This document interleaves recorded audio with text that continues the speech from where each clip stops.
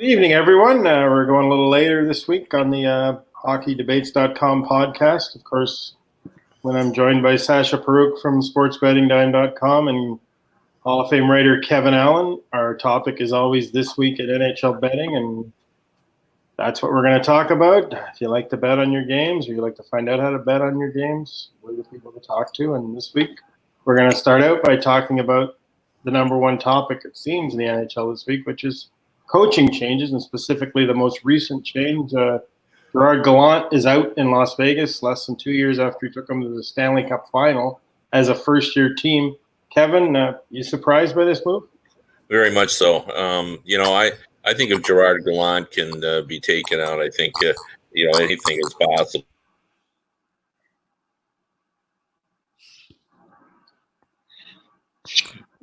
Inauspicious start to the podcast. Team together, and I just can't believe that they just didn't give him more time. When you look at what Marc-Andre Fleury has gone through with the death of his father, I think that's probably played a pretty big role in what's happened there. So I'm shocked by that. I really was, and I don't think he'll be out of work long. As soon as someone else pulls that trigger, we could see Gerard Gallant, moving in. If you look, I think both DeBoer and who else? John Hines. 34 days. They were back in business, and I think if someone else makes a move, it would be similar for Gallant. Well, people are always looking for trends to bet on, and the theory in coaching circles is that when a coach is replaced, the team kind of has an uptick. Sasha, does that hold true, or is that just kind of an old hockey tale that really doesn't have any impact? No, it holds true to some extent, but I will warn people who are looking to capitalize on a team like the Vegas Golden Knights that everyone is keenly aware of it. It goes from the Sharps to the public, so you're not going to find a lot of value on teams that recently made coaching changes because of the narrative that surrounds them. And even though, and it's sort of extra because there is some truth to the narrative. So you have both the public that wants to bet on the team because they think they're going to get the bounce, and you have Sharps who recognize that, yes, there is something to this. When a new coach comes in, the team tends to do a little bit better than it has been doing. And it's something you saw with the Leafs earlier in the year. Sheldon Keefe's first game, they were playing the Coyotes on the road. They were under 500 at the time. I think they were 9-10-4. They'd lost 6 games in a row. Sportsbooks opened the odds sort of more in favor of the Leafs than they otherwise would have, recognizing the bump that they were going to get from the new coach. So they opened it. It was about -110 both ways. And then the betting app still came in heavily on the Leafs, and the game closed, and they were shorter than -120 to win the game on the road, despite their struggles. And what do you know? 3-1, and paid out. So it's something that sort of has played out to some extent. Teams that switch coaches tend to get a little bit of a boost, but it's also something that sportsbooks are factoring into the odds, and something that bettors are pouncing on when they see it.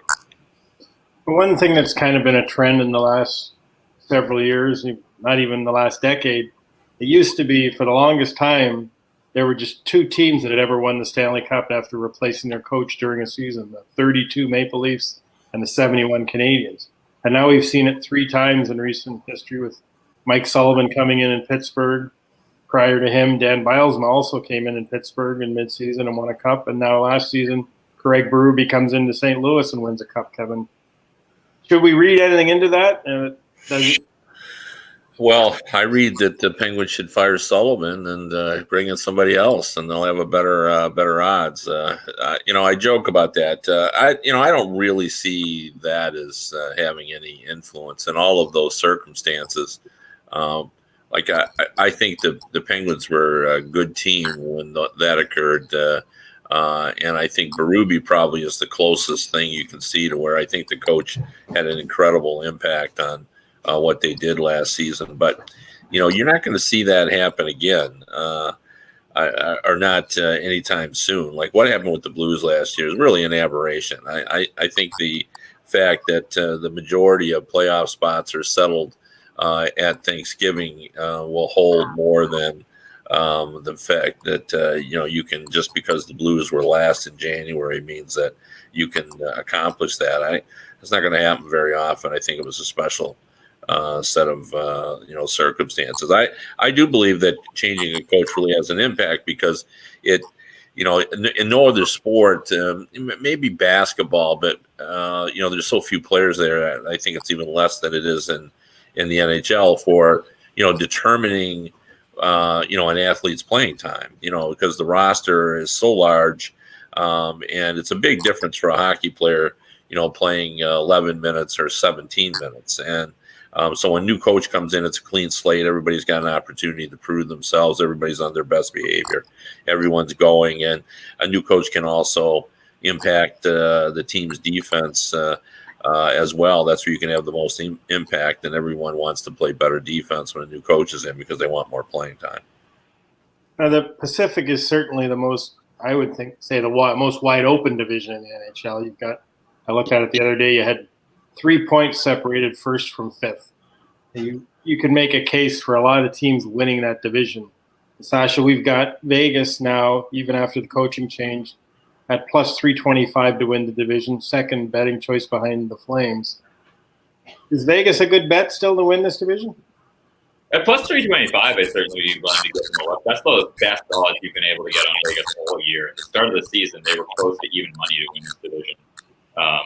Because roster-wise, they are the best team, top to bottom, without doubt. I was at the Coyotes game last night, and if Vegas cannot win this division, if they cannot pass those two teams, then they should actually be quite concerned. So I think getting plus 225 on Vegas right now, given how tightly packed the standings are, and given that I think they are not far and away, but given that I think they are the best team here, as long as Fleury can sort of bounce back, I'd certainly be willing to get in on that.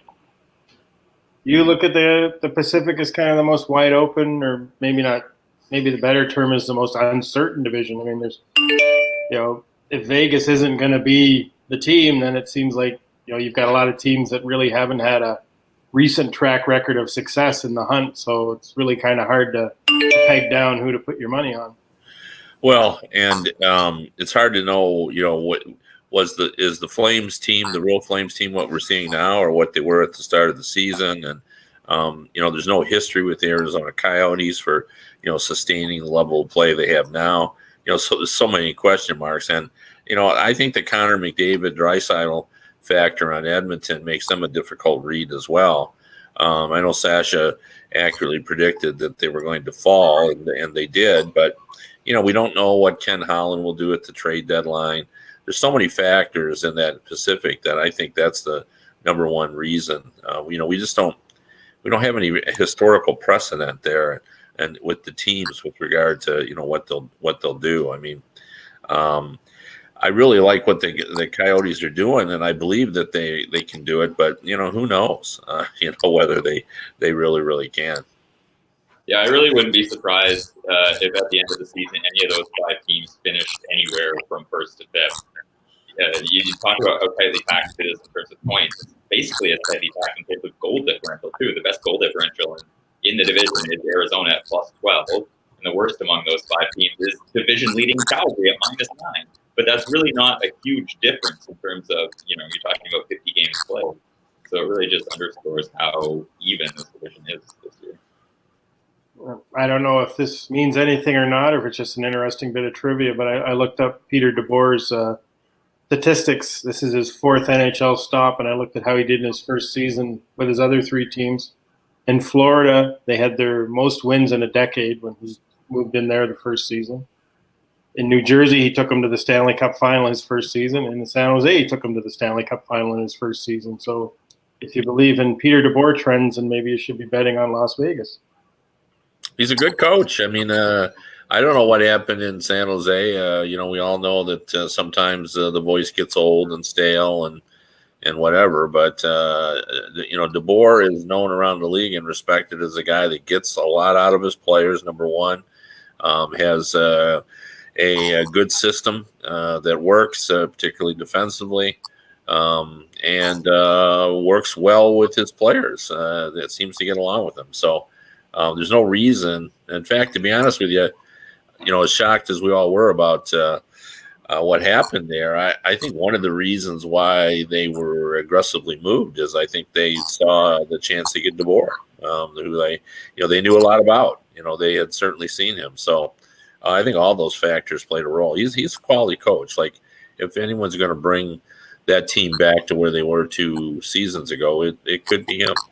Yeah, I agree with that completely. In terms of what happened in San Jose, they pared down the roster to the extent that it was a one-line team with terrible defensive defensemen and terrible goaltending. So I really don't pin San Jose's struggles on what DeBoer was doing. We hear that Gallant had sort of lost the room in Vegas, and that is a sort of terminal illness for an NHL team. So I really, as I said before, would not be surprised to see Vegas go on a pretty good run under DeBoer right now. It's kind of curious, Kevin, that the Gallant played for Jacques Demers in Detroit, because that was kind of Jacques Demers' reputation, 3-year contract, 1-year act. And you look at Gallant's record, he's kind of the same as DeBoer in the sense that his first year always seems to be his best year in all his stops, and it just gets steadily worse. And he's never made it through the 3rd season in any of his previous stops in Columbus or Florida. So is there something there to be said that you say, Sascha says maybe he lost the room? Is it just kind of his style is something that doesn't hold long term? Well, I don't think there's any doubt that Gallant is an old school coach. If you look at the modern coaches around the league, and let's use a guy like Cooper in Tampa, who sort of epitomizes the modern coach, who's somewhat of a disciplinarian, but also is a good communicator and all that kind of stuff. Gallant is kind of an attaboy, everybody work harder type guy, and he usually relates pretty well with veteran players, and he seems to get a lot out of them. But after a while, you need a kind of a sophisticated approach at times, and I think that's where he may have fallen short. So the question is, will he change his game? I've never met a coach yet that hasn't altered his style a little bit after every firing. They're always looking to try to reinvent themselves. So I'm not sure. I knew Jacques Demers pretty well, and I think there are some similarities there. But I think Gallant, understands that in order to survive in the coaching profession, you have to reinvent yourself on a regular basis. It's also kind of interesting to look at just the whole scope of what's gone on this season. Coaching's never been the most secure profession for job security, but we've not only had 7 coaches fired this year in the NHL, but it's 7 coaches in 57 days have lost their job. And on top of that, I think the other stat I saw was 18 coaches have been replaced in 16 months, and only 3 now are left on the job that started with their team in the 2015-16 season. So and what's remarkable at that is the one guy who's in 31st place is still there. Jeff Blashill almost got a vote of confidence, it seemed to me, last week when Steve Yzerman sort of gave a State of the Red Wings address impromptu to Ken Cal, the radio guy, and appeared on Fox television as well. He said, I can't remember whether it was extraordinary or exceptional was the word he used at the job that Blashill was doing. So all those coaches fired, and the guy who's in last place has got a vote of confidence. I will agree that a minus 81 goal difference is not ordinary. No, it is extraordinary. Well, I think what he's saying is, this roster's so bad. I don't care. Scotty Bowman, couldn't have brought this team, made it more competitive than Jeff Blashill has. Well, from everything we've heard, the scuttlebutt is that Yzerman wanted them to be terrible this year and was looking to get high lottery draft pick. So in that sense, Jeff Blashill's doing exactly what his general manager wanted. So why would you fire a coach for doing what you want him to do? Yeah, I don't, I hate the word tanking, but I think if Ken Holland had been general manager, I think he would have tried to plug more holes. I think he believed his team could make the playoffs. And when I thought the momentum, when it started going downhill was early on when they had all the injuries to the defensemen, and there really was no effort made to, find a veteran defenseman and everything else. I think Yzerman at that point, said, look, this is who we are and what we are about, and let's just try to get the younger players some playing time. And he's made some deals, but all the deals were done with the idea of not so much making the team better right now, but whether these players could help in the future, or just moving out someone off the roster. Well, there's that famous old saying about what's the key to coaching success, and the coach said, get off the bus with the best team. Well, the key to coaching failure is what Blashill does every night, which is get off the bus with the worst team. Yeah, he's got that. It's really remarkable. The goals against, it's just incredible. It seems like they give up 5-6 goals every night. That's how it feels when you're keeping track of them. And now they're Bernier, so it's going to be an epic disaster this entire season. And we've talked about how well Jimmy Howard played the last 2 years, and if they hadn't got that caliber of goaltending, how horrific it could be there. And now we're seeing exactly that. I mean, until maybe the last few weeks, Bernier hadn't been playing that well either. So really, no. And Howard really, it feels like he's lost it. He's really Sib-like, to say the least. And Schneider. Yeah. I mean, people talk about trading him, but I mean, who's going to trade for him with the way he's playing right now? I mean, and unless you're just looking for somebody to have on the bench in case of an emergency, I just can't see any team jumping on Jimmy Howard, or certainly giving up much more than a 6th or 7th round pick to get him. I just don't see him even being tradable. But I have a question that probably Sascha can answer. Who is the coach most likely to be fired now, and how does a vote of confidence impact the odds? Like when Steve Yzerman, comes out like he did and said, Blashill's my guy. Who is the guy most likely to be fired? I mean, it seems like we fired everybody who could be fired. Yeah, that's a good question. I'm having a hard time picking a name off the top of my head. Yeah. Yeah, I mean, most of the teams that are at the bottom, I guess Claude Julien could be. That's actually a good choice, Bob.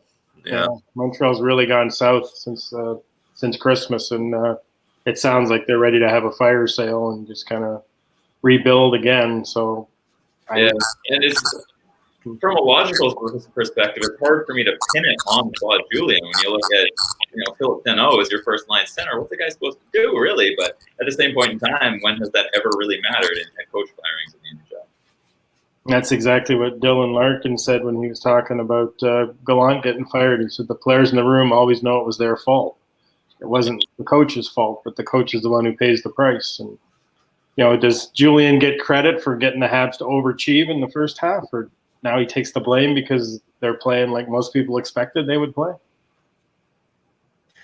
Well, I mean, it's a good point. I mean, the guy that most of the time deserves the blame is the guy that always gets the blame last, and that's the general manager. I mean, he creates the roster, and it's his roster that's inconsistent, and I think that's sort of what happened in New Jersey. Is after they fired the coach, I think the owner looked around and said, Ray Shero kind of created this team that we don't seem to like right now, and then they got together and realized they weren't on the same page, I think, and that's why he was out the door. So I think when you look around too at the teams that are on the top, there's all of them have one element, which is kind of a synergy between the GM and the coach, and in terms of what they're doing, where they're going, how they're going to go about it. I mean, the best example of that is the Pittsburgh Penguins. This is a franchise that's been in the playoffs 13 consecutive years. They lost Malkin, and they stayed consistent and played. They lost Crosby for all those games, and now they lost Gunsel. And I just looked this morning, and they're in the top 10 in goals against, and the top 10 in goals for. We almost forget about them. Would you be stunned if the Pittsburgh Penguins won the Stanley Cup? You couldn't say that you are. They're right there, and nobody's talking about them. It's all Washington and Boston, but the Penguins are remarkably consistent, and I think it's because they've got a good coach in Mike Sullivan who gets along with the general manager, and Jim Rutherford knows how to make trades. And maybe they're not quite as deep, but they know how it all works. I think the Penguins, in my mind, are a good bet. I don't know what their odds are, but I think they're a good bet to win it.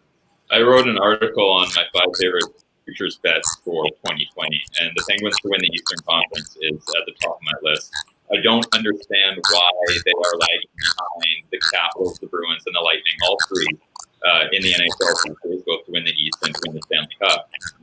They're not that far behind anymore because people are finally starting to catch on. Hey, this team is remarkably good. They have one of the best defenses in the league in terms of goals against. The underlying numbers are fantastic. They generate far more high danger chances than they give up. And they are finally getting really top-notch goaltending from Christian Jarry. They get, now that Crosby's back, the old Ewing theory says that maybe they're going to take a bit of a slide just in terms of regular season output. We saw a little bit of that last night against Boston, but in terms of their long-term prospects and making a deep playoff run, I would absolutely love it.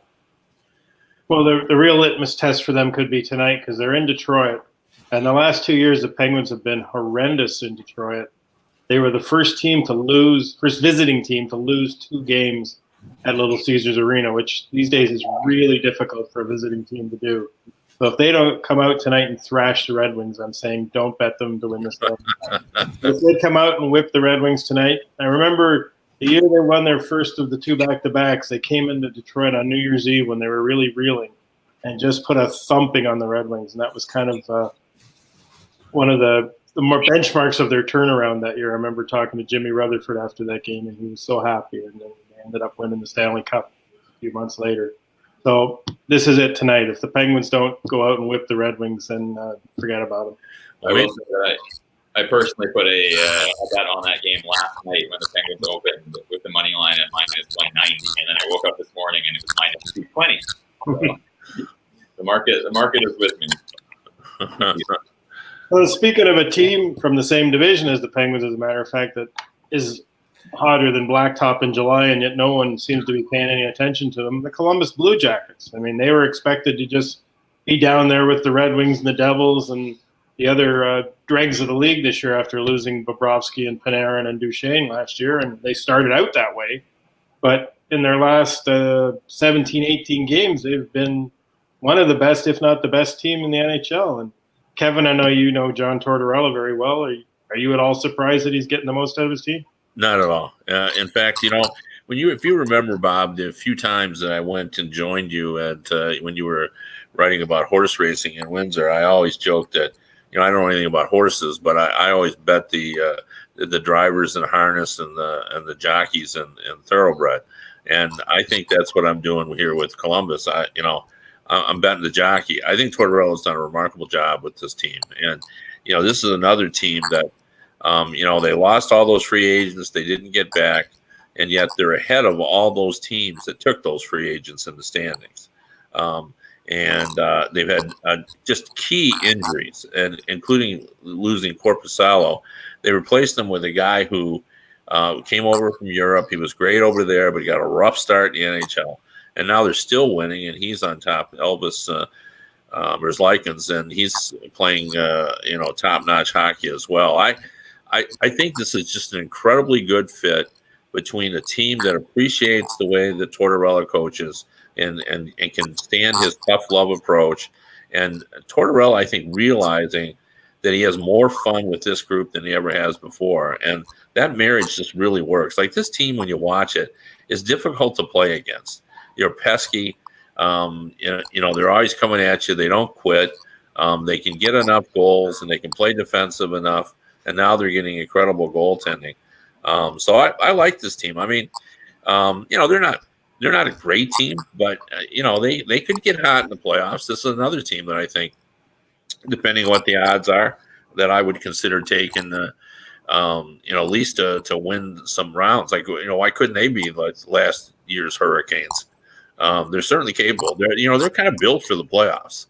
as a team that, can sort of rise up and, just win one game at a time, and suddenly, they're at 3 and they can get that 4th win. And I thought they got a lot of confidence last year when they took down the Tampa Bay Lightning the way they did. Excuse me, but to keep with the horse racing analogy, a lot of people bet on horses that don't know horse racing by the name of the horse or the color of the jockey's silks.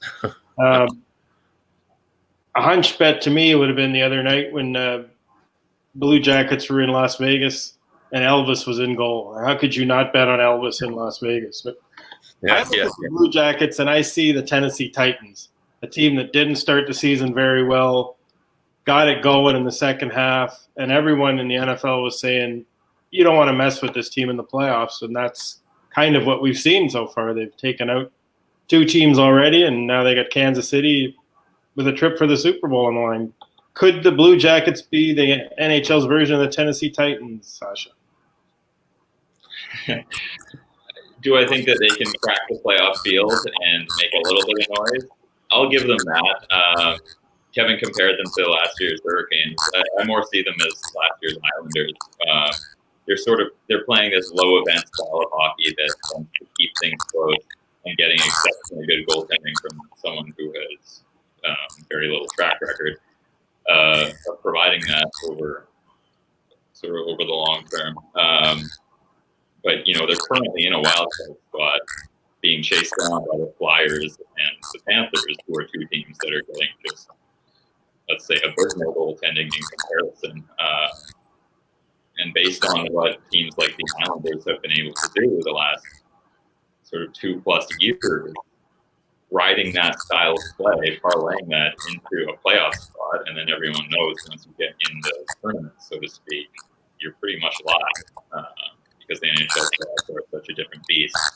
And you're talking about a few bounces here and there. Like how many of those Hurricanes Islanders games last year were 1-goal games that all went in favor of the Hurricanes? And they were uncharacteristically getting outshot a lot of the time. So just cracking the field is more than half of the battle.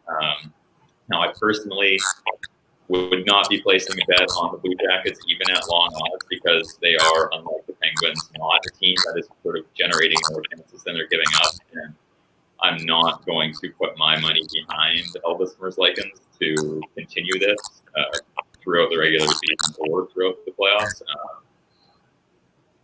And so at this point in time, it's not a bet I'd be willing to make myself. But if you wanted to, based on past history of the NHL generally and the playoffs, could really solve the role. Now, you look at what the Titans are doing, it's pretty rare in the NFL for a 6 seed, which is the bottom seed in their playoffs, to make a run like this. It happens, but not very often. But certainly, Kevin, in the NFL, or the NHL, 7 and 8 seeds not only make runs, the Kings a few years ago won the Cup. So it can happen more likely in the NHL, I think, than any other sport.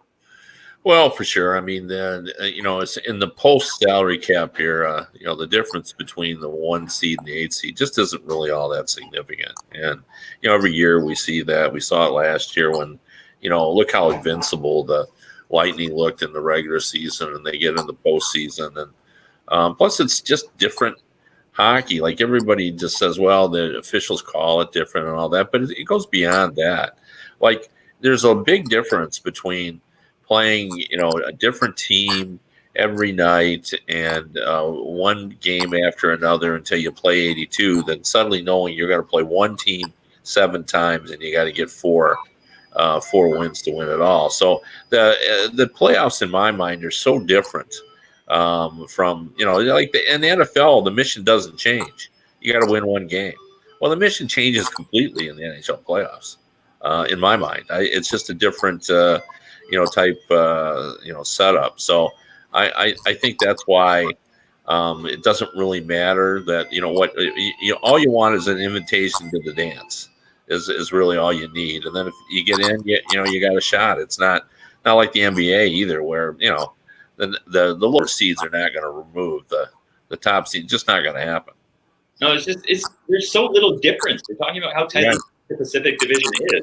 So one of those teams is going to get the 1 seed, and right now the other 2 are the teams that are in fourth and fifth are occupying both wild card spots, somewhat surprisingly, in the West. Well, And so you're going to be looking at a 1 seed and then a 7 and an 8 seed in the conference, where there's really sort of there's very little to distinguish them in terms of quality of team. And then the difference is that, okay, one of them is getting one more home game. Well, that's not that huge of an advantage. the other goofiness about the NHL playoffs is usually one of the hottest teams is the team that, went on an incredible run to get the last wild card spot. Yeah. So they come into the tournament and, they've won 9 out of 10 or, 11 out of 12 or 8 out of 10. And they're just feeling so good about themselves. And then the top seeds got to play them. And, they've been on autopilot for about 3 weeks. And meanwhile, they're playing a wild card team that's played meaningful games for 3 months. So it's just an odd kind of setup. And, I think and sometimes I feel like if you just drew names out of a hat for the playoffs in terms of once you qualified, it would be a more fair system than what ends up happening when, you got to play a very hot team. Yeah, it's basically preposterous that NHL players have to go through this 82-game grind, and the benefit that you get is one extra home game. It renders the regular season meaningless if the entire point of this exercise is to win the Stanley Cup. You get so little benefit from winning the President's Trophy. No, that's right. Something that's always bothered me. Well, maybe this is just going to be the season of the long shot. You saw the Washington Nationals win the World Series as a wild card team. Tennessee's making this incredible run as a wild card team in the NFL playoffs. Maybe some NHL team's going to come out of nowhere and win the Cup this year. Who knows? I wouldn't bet on a 6 or 7 seed winning the NBA title. The NBA never seems to follow trends. But I can tell you this: we are out of time. Once again, another enjoyable discussion with you two gentlemen on the world of hockey betting, and we'll be back at it again next week. And Kevin and I will be back on Monday. We look forward to you tuning in and listening, and have a great day. Thanks, guys.